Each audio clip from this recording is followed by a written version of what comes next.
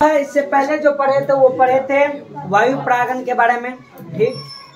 और आज जो हम लोग पढ़ रहे हैं वो पढ़ रहे हैं कि जल परागन के बारे में क्या बात होता है, यानी जल से के द्वारा जो परागन होने की जो क्रियाएं होती है। हम जब बात करते हैं कि जब पुष्पी पादप की बात आती है तो उस पुष्पी पादप के अंदर पानी के द्वारा परागन की क्रिया काफी दुर्लभ होता है और बताया जाता है कि लगभग 30 वंशों तक ही ये सीमित होते हैं। वो भी अधिकतर एक बीजपत्रीय पौधों के अंदर जल परागन हमें देखने को मिलता है। और इसके विपरीत थोड़ा सा अगर हम लोग याद करेंगे तो बताया जाता है कि खास करके निम्न पादप का जो समूह होता है, जैसे अलगी का समूह जो कि जल के अंदर पादप है, अलगी जो कि जल के अंदर क्या करते हैं, प्रजनन करने का काम करते हैं। ब्रायोफाइटा, टेरिडोफाइटा, ये जो पादप का समूह है अलगी, ब्रायोफाइटा, टेरिडोफाइटा, इसके अंदर बताया जाता है कि नर युग्मकों के परिवहन संचार का नियमित साधन क्या होता है, जल होता है। यानी ये निम्न कोटि के जो पादप वर्ग का जो भी इसके अंदर पेड़ पौधा आएंगे, जैसे अलगी के अंदर सब जो आते हैं, सवाल सब ब्रायोफाइटा के अंदर, टेरिडोफाइटा के अंदर जो भी पादप आते हैं वो परागन होने के लिए किस पे डिपेंड करता है, जल पे डिपेंड करता है। किस पे, जल पे। लेकिन अब वहाँ पर सबसे बड़ा सवाल होता है कि जल जो होता है वो नर युग्मक का परिवहन करवाता है। उस नर युग्मक को उस पानी के लहर के साथ एक जगह से दूसरे जगह क्या करने का काम करता है, ट्रांसफर करने का काम करता है। तो वो नर युग्मक का परिवहन जो होता है, अब उसके लिए उस वाटर करंट जो होती है उस पानी के अंदर, उसका खासा योगदान होता है। कहते हैं कि मान लो कि अगर पानी का जो बहाव है वो पानी का बहाव जहाँ पे मादा युग्मक है, अगर उस मादा युग्मक के दिशा में उस नर युग्मक के पानी का बहाव है तो वहाँ पर बताया जाता है कि परागन होने की जो क्रियाएं होगी वो चांस थोड़ा सा क्या होता है, ज्यादा बनता है। लेकिन कभी कभार ऐसा होता है कि अगर इसके विपरीत दिशा में पानी का बहाव हुआ तो उसके अंदर मादा युग्मक, नर युग्मक तो आएगा लेकिन वो परागन की क्रियाएं नहीं कर पाएगी। परागन जल के द्वारा होना सही में वास्तव बात है कि बहुत कठिन होता है और किसी भी वंश के लिए मात्र 30 वंश तक ही बताया जाता है कि कोई जो मादा युग्म, नर युग्मक है वो मादा युग्मक को परागनित कर सकता है 30 वंश के बाद। यानी एक नर युग्मक, यहाँ पर कोई पादप है, यहाँ पर कोई नर पादप है, यहाँ पर कोई मादा पादप है, तो इस नर पादप का नर युग्मक इस मादा के पास आएगा तो जब जब इस करंट इसके अंदर फ्लो होगा वो वहाँ पे परागन की क्रियाएं हो पाएगी। लेकिन बताया जाता है कि ये यहाँ पर बहुत दिन से, तो 30 जनरेशन तक ही, 30 वंश तक ही ये इसको परागन करने की क्रियाएं कर सकता है। उसके बाद जो होता है इसके अंदर, इसकी जनन युग्मक के अंदर इतना क्षमता कम हो जाता है कि ये जाके इसको परागनित करने का कार्य नहीं करेगा और ये जो होगा ये यहाँ पे पादप जो है वो नष्ट भी हो सकता है। तो वही चीज बताया जाता है कि वो, और दूसरी बात की नियमित साधन जो होता है वो कौन सा होता है, जल होता है, जो कि वहाँ पे परागन करने का काम करेगा। और किसके अंदर, खास करके निम्न कोटि के पादप के अंदर, किसके अंदर, जो अलगी के अंदर, ब्रायोफाइटा के अंदर, टेरिडोफाइटा समूह के अंतर्गत आने का कार्य करता है।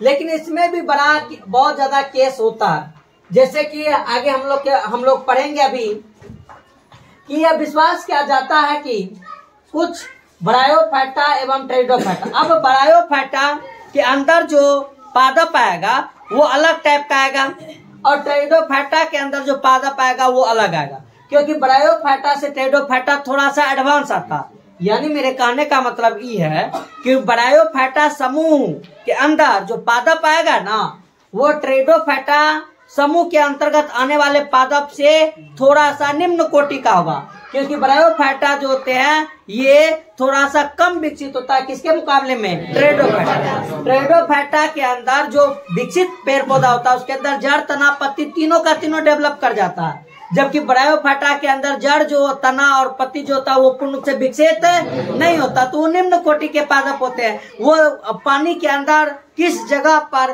किस रूप में व्यवस्थित रहता है, जबकि टेरिडोफाइटा पानी के अंदर किस रूप में कैसे व्यवस्थित रहता है, दोनों का जो जीवन है, दोनों का जो वास स्थान है, दोनों का जो विकास होने का काम होगा उस पानी के अंदर वो अलग अलग होता है। तो उसी का बोला गया है कि ब्रायोफाइटा एवं टेरिडोफाइटा का विस्तार केवल इसलिए सीमित है क्योंकि नर युग्मकों के परिवहन एवं निषेचन के लिए किसकी सबसे अच्छी आवश्यक होगी, जल की आवश्यक होगी। और जल प्रागित पादपों, अब जो है तुमको एग्जाम्पल ब्रायोफाइटा टेरिडोफाइटा का याद रखना और उसके हिसाब से तुमको पता करना का कि ब्रायोफाइटा का कोई उदाहरण दे देगा, बोलेगा इसके अंदर बताइए किस टाइप का परागण की क्रियाएं होता है, तो जब उदाहरण तुमको याद रहेगा तभी तुम बोलेगा कि जल परागण की क्रियाएं होता है, तो वो 11th से रिलेटेड है। तो जल परागित पादपों के कुछ उदाहरण है जैसे वेल्सेनेरिया तथा हाइड्रिला, जो कि ताजे पानी में क्या करते हैं, उगते हैं। वेल्सेनेरिया और हाइड्रिला ये उदाहरण है जो क्या बोला गया है कि ताजा पानी में उगने का काम करता है, और अनेकों समुद्री जलीय घास जैसे कि जोस्ट्रा। अब हाइड्रिला वेल्सेनेरिया से अलग होता है, ये जोस्ट्रा जो होता है वो हाइड्रिला और वेल्सेनेरिया से अलग। इन दोनों के अंदर परागण की क्रिया होने का जो ढंग है ना, इससे जोस्ट्रा से अलग होता है। सभी जलीय पौधे जल को परागण के लिए उपयोग में नहीं लाते हैं। अधिकांश जलीय पौधे जैसे कि वाटर हाइसियंथ और वाटर लिली, ये भी तुम्हारा कौन सी है, उदाहरण है। यानी जल परागण के उदाहरण के लिए कौन सी, वेल्सेनेरिया, हाइड्रिला, जोस्ट्रा, हाइसियंथ और वाटर लिली, जिसको हम किसके नाम से जानते हैं, मुकुंदनी के नाम से। ये पानी के सतह पर क्या होता है, पैदा होता है।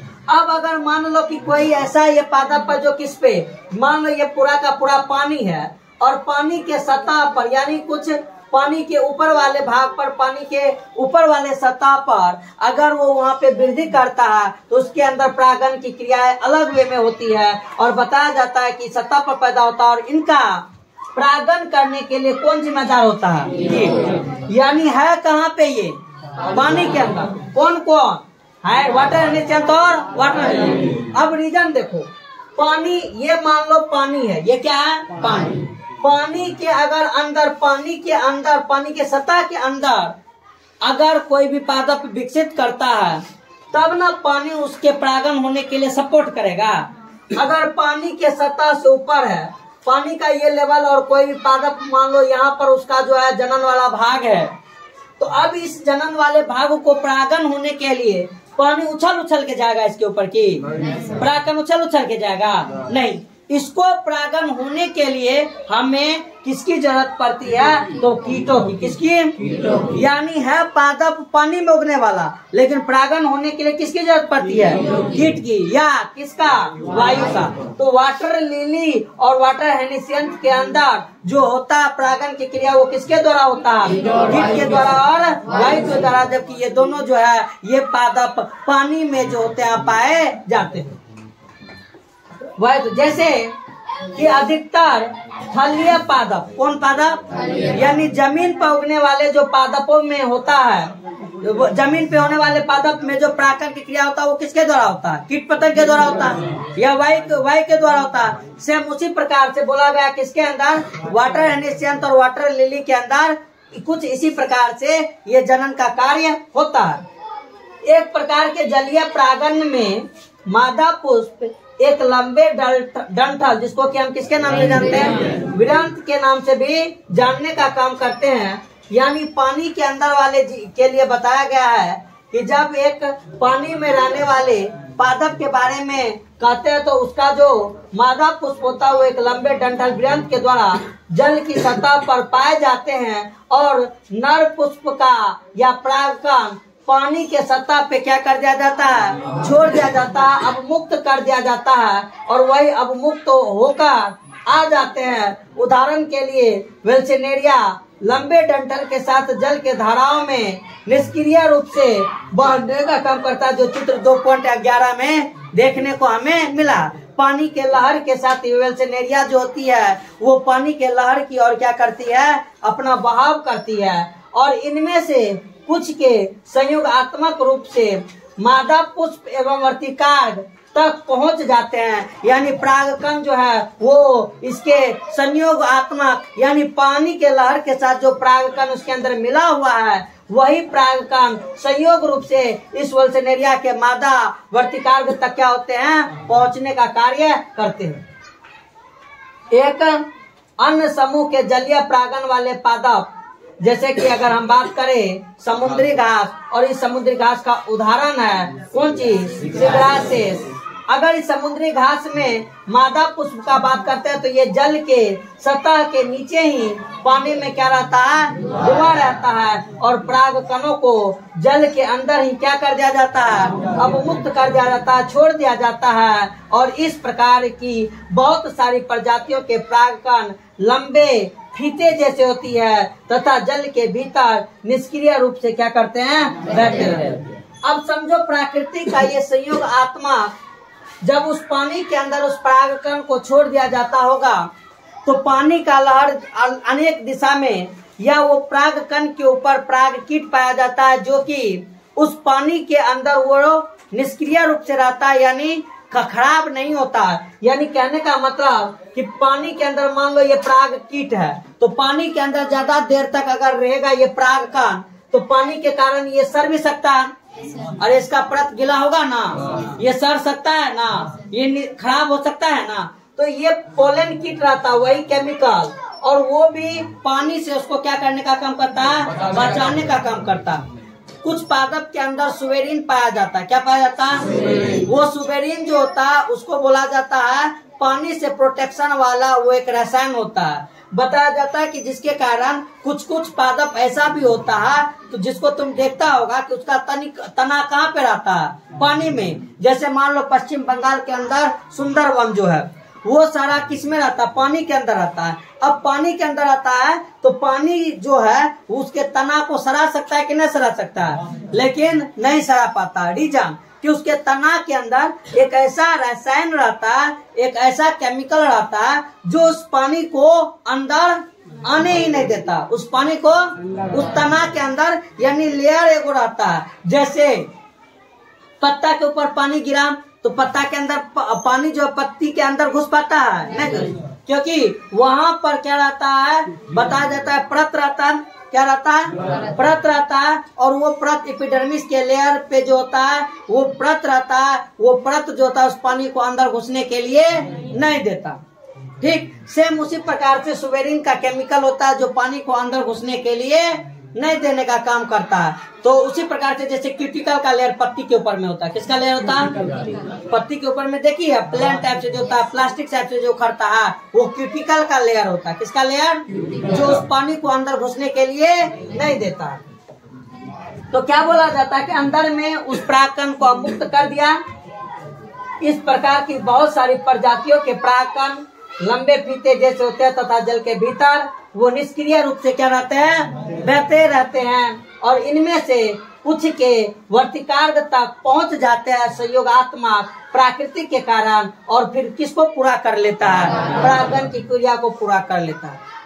जल परागित अधिकतर प्रजातियों में परागकणों को पानी के भीतर गीले श्लेषात्मक आवरण के द्वारा क्या किया जाता है, संरक्षित। बोले ना अभी कि वो पानी परागकण जो है जब परागकण को मुक्त किया गया तो वो पानी के साथ बहेगा। तो परागकण का लेयर का कुछ ऐसा इलाज होना चाहिए कि वो पानी उस परागकण के लेयर को इफेक्ट ना करे, क्योंकि पानी उस परागकण जो परागकण है वो मान लो इस पानी के अंदर है, तो इस पानी के अंदर है तो इस पानी के अंदर इसके रिएक्शन से ये खत्म हो सकता है कि नहीं हो सकता है।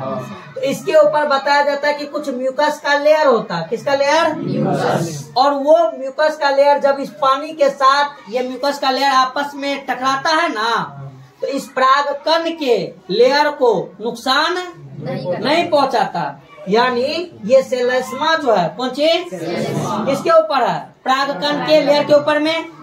और ये श्लेष्मा इसलिए है कि ये पानी का इफेक्ट इस परागकण के अंदर नहीं पड़ पाए, क्योंकि वो श्लेष्मा जो है ना उस पानी को अंदर जाने नहीं देता, बैरियर की तरह काम करता। कौन सी की तरह? कहता नहीं पानी तुम अंदर नहीं जा सकता, क्या कि तुम अगर अंदर गया तो मान लो ये परागकण फूल जाए, परागकण नष्ट हो जाए, उसके अंदर युग्मक है ना, तो उस नष्ट होने से उसको क्या करने का काम करता है? बचाने का काम करता है।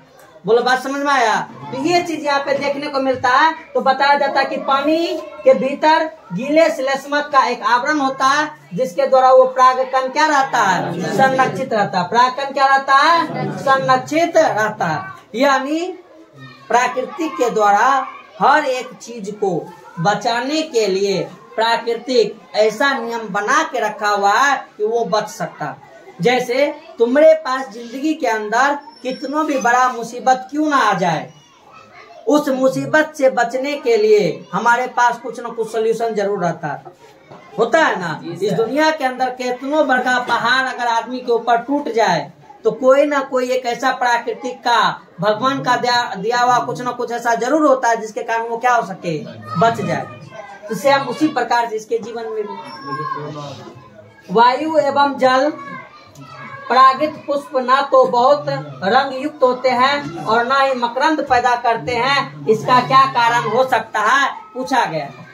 बहुत बढ़िया सवाल है कि वायु एवं जल परागित पुष्प, यानी हवा और जल के द्वारा जो परागित होने वाला पुष्प है ना, उस पुष्प के पास कोई भी रंग नहीं होता है।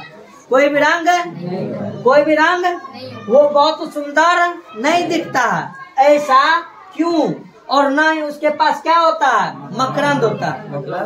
मकरंद का मतलब वही रे हनी, मधु जिसको बोलते हैं, वो नहीं रहता।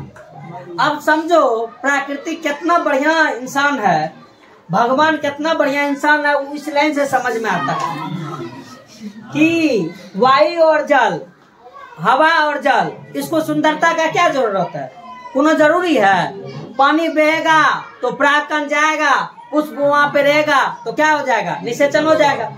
हवाई थोड़ी देखता है कि कौन पुष्प कितना सुंदर है, हम सुंदर पुष्प के पास ही परागकण को ले जाएंगे? नहीं।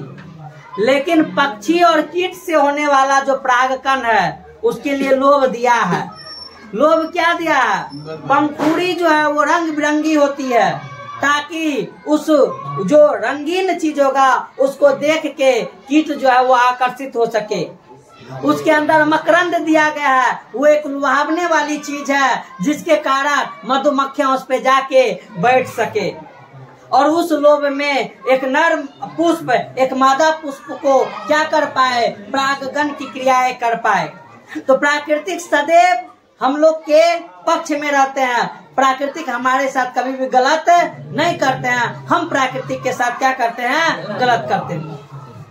अन्यथा उसको सुंदर बनाने का कोई रीजन था ही नहीं, उसमें मकरंद डालने का कोई भी था ही नहीं, उसको आकर्षक बनाने का कोई भी चीज था ही नहीं। इसलिए आकर्षण बनाया गया है किसको? मादा चीज को, ताकि कहीं ना कहीं लोभ से वहां पे नर वाला चीज जो है क्या करे? अट्रैक्ट होए। लिखा हुआ है कि अधिकतर पुष्पीय पादप परागण के लिए प्राणियों को परागण कर्मक कारक के रूप में उपयोग करते हैं और कभी कभी उसी में बढ़िया इंसान फंस के अपना जिंदगी को क्या कर लेता है? तबाह कर लेता है, उस लोभ मोह के चक्कर में। वास्तविकता से मालूम नहीं है, जिंदगी को वास्तविकता से कुछ भी मालूम नहीं है। थोड़ा मोड़ा सा मिलता है हाँ सुख, चाहे वो नैन सुख मिले कि शरीर सुख मिले, उसी में क्या कर देता है? वो आ जाता है। अधिकतर पुष्पीय पादप परागण के लिए प्राणियों के परागण कर्मक के रूप में उपयोग करते हैं। मधुमक्खियाँ, घोड़े, तितलियाँ, बरबर, चींटियाँ, सलाब, याकी, पक्षी, मतलब ये वो चीज है जो देखना आकर्षण के चक्कर में अपना जिंदगी को बर्बाद कर देगा। कि बताया जाता है कि सखोड़ा और गुंजन पक्षी, कौन चीज? तथा चमगादड़, ये सब वो कीट पक्षी है ये सब प्रागण्य अभिकर्मक है। कौन से है?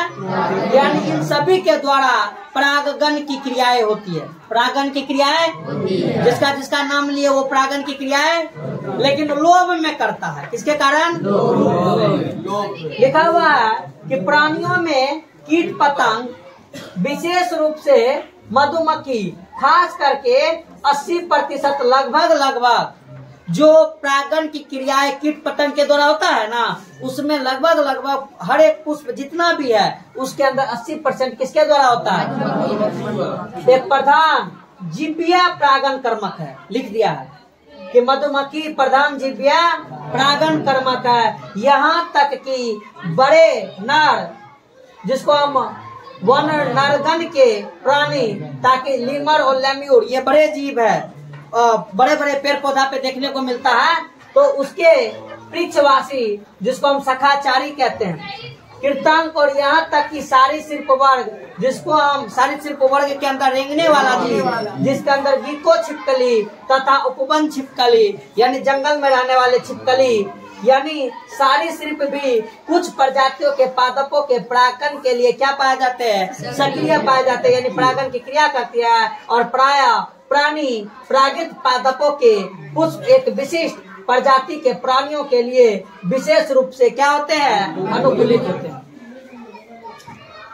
अधिकतर कीट परागित पुष्प बड़े, रंगीन, पूर्ण सुगंध युक्त तथा मकरंद से क्या होते हैं? भरपूर होते हैं। जब पुष्प छोटे होते हैं तब अनेक पुष्प एवं पुष्प वृंत में समूह बंद होकर अधिक उभर आते हैं और प्राणी रंगीन एवं अथवा सुगंधी महक के कारण पुष्पों की ओर क्या होने लगती है? आकर्षित होने लगती है। मधुमक्खियां एवं बीटलों से परागित होने वाले पुष्प मलिन गंध स्रावित करता है और यही गंध जो है उस मधुमक्खी को या बीटल को, स्लभ को बताया जाता है कि अपनी ओर आकर्षित करने का काम करता है। इसी आकर्षण के कारण वो उसके ऊपर आ जाते हैं। प्राणियों से भेंट जारी रखने के लिए पुष्पों को कुछ लाभ या पारितोषिक उपलब्ध कराना होता है, यानी वो अपना फायदा को ढूंढने का काम करता है। मकरंद और परागकण फूलों के द्वारा प्रदत्त आम पारितोषिक है। इस पारितोषिकों को पाने के लिए प्राणियों का अंगतुकों को परागकोश तथा वर्तिकार के संपर्क में आना पड़ता है। यानी कि बोला गया उस मकरंद के लोभ में, उस पारितोषिक का मतलब होता लुभावने वाला चीज, उस लुभावने वाला चीज के कारण जब कोई कीट पतंग उसके ऊपर बैठता है ना, तो बैठने के कारण उस जीव के शरीर जो है, जो उस पर बैठा है, जो प्रागणिक कारक है, वो शरीर जब उसके ऊपर बैठता है तो वो किसके संपर्क में आ जाता है? वर्तिकार और परागकोश। तो जब परागकोश के संपर्क में वो कीट आया तो बोलो परागकण उसके शरीर से चिपका कि नहीं चिपका? और जब फिर वो मादा पुष्प पे गया तो मादा पुष्प पे भी जब वो गया तो वहाँ वो जब वो कोई कार्य किया तो वहाँ किससे चिपक गया? वर्तिकार से। तो अब वो परागकण वर्तिकार तक पहुँचाने में क्या उसका शरीर मदद क्या कि नहीं किया? शरीर मदद क्या कि नहीं किया? वो ये चीज नहीं जानता है। वो ये चीज जैसे मान लो कि तुम लोग अगर किसी के आकर्षण में आया तो ये चीज जानता है कि जिंदगी बर्बाद होगा कि नहीं होगा। वो तो क्षणिक को खुशी होता है, क्षणिक खुशी के लोभ मोह में ऐसा कर देते हैं, उसी में न करते हैं। इसको भी चीज पता नहीं होता है कि मेरे द्वारा पुष्प को भी फायदा हो रहा है, मेरे द्वारा पुष्प को भी फायदा हो रहा हो। तो ये बहुत जरूरी है कि हम वहाँ जा रहे हैं तो हम वहाँ से मकरंद ले रहे हैं, लेकिन उस मकरंद को लेने के क्रम में उसके शरीर से परागकोश का परागकण चिपक जाता है और जब मादा वाला पुष्प पे आता है तो वो परागकण फिर किस पे आ जाता है? वर्तिकार पे आ जाता है और उसका भी काम बन जाता है। बोला गया कि वर्तिकार के संपर्क में आना पड़ता है। प्राणियों के शरीर पर परागकणों का एक आवरण सा चढ़ जाता है जो प्राणी परागित फूलों में प्रायः चिपचिपा होता है उस पोलन कीट के वजह से। और जब परागकणों से लिप्त प्राणी उस वर्तिकार पे आता है तो उसके संपर्क में आते ही वो कौन सा कार्य पूरा कर लेता है? कौन सा कार्य? परागण का कार्य कर लेता है। ये जितना ज्यादा हमको पढ़ने के बाद नॉलेज दे रहा है ना, उतना ज्यादा जिंदगी में सीख भी दे रहा है। ये सब चीज ये बात को साक्ष्य करता है कि हमारे नेचर के द्वारा, इस प्राकृतिक के द्वारा जीवन को जब इस पृथ्वी पर भेजा गया है ना, तो वो कैसे कैसे अपने जीवन को व्यतीत कर सकता है। इस दुनिया में कैसे कैसे प्राणी है, और वो प्राणी अपने जीवन को जीने के लिए किस प्रकार से इस प्राकृतिक के साथ, पर्यावरण के साथ खेलता है, वो चीज का भी सीख देता है। यहीं तक नहीं, ये भी बात बताया जाता है कि कुछ जो हमारे पास कुछ पुष्प प्रजातियों में या पुरस्कार अंडा देने की सुरक्षित जगह के रूप में भी होता है। यानी कुछ पुष्प ऐसा भी है जिसके अंदर परागण की क्रिया होने के लिए जो है ना, मधुमक्खी उसके अंदर घुस जाता है, या मधुमक्खी नहीं, कोई भी कीट पतंग उसके अंदर घुस जाता है, और अंदर घुसने के बाद अपने अंडा को सुरक्षित रख पाता है। यानी क्या, यानी ये कि मान लो जैसे है, देखो लिखा हुआ है कि एक एमोरफेलस जो है एक पादप है। क्या है? पादप। इसके अंदर एक लंबोत्तर पुष्प होता है। लंबोत्तर क्या होता है? पुष्प जो होता है लंबा चौड़ा होता है, बड़ा सा होता है, और पुष्प स्वतः लगभग 6 फुट ऊंचा होता है। यानी एक बहुत विकसित इसके अंदर पुष्प होता है। किसके अंदर? एमोरफेलस के अंदर। ठीक ऐसा ही एक सहसंबंधन स्लभ है। स्लभ कीट पतंग है। ठीक, कौन सी है? कीट पतंग है। सहसंबंधन का मतलब इसका जो होता है एक रिलेशन है सिम्बायोसिस का, उस पुष्प के साथ। उस पुष्प के साथ कैसा रिलेशन है? सहबंधन का, यानी एक दूसरे का जरूरत पड़ता है। एक दूसरे का क्या पड़ता है? जरूरत। शलभ की एक प्रजाति और युक्का पादप के बीच, किसके बीच? युक्का पादप है, और शलभ एगो क्या है? कीट है। शलभ एगो क्या है? और युक्का क्या है? एक प्रजाति है।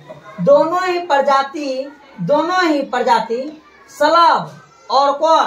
पादप। दोनों प्रजाति में कौन कौन आ गया? और पादप। इन दोनों के बीच में क्या है? संबंधन है। और ये संबंधन जो है सहजीविता का संबंधन है। याद रखना, पूछता है एग्जाम में, कैसा संबंधन?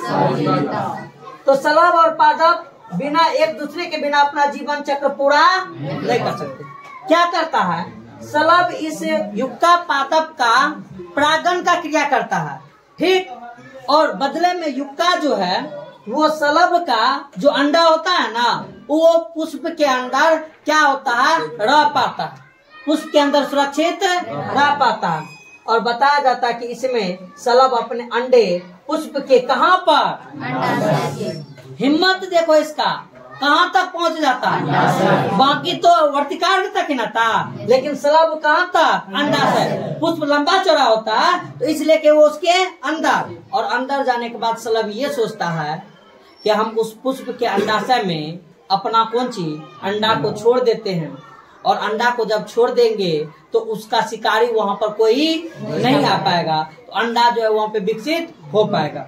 सही बात है, अंडा धीरे धीरे विकसित भी होता है, और एक समय आने के बाद जब वो अंडाशय से बीज बनता है या फल फटता है, तो जितना भी शलभ उसके अंदर होता है ना, वो शलभ सब बाहर। वो अंडा से जो शलभ बनेगा ना, कीट जो बनेगा, वो उससे क्या हो जाएगा?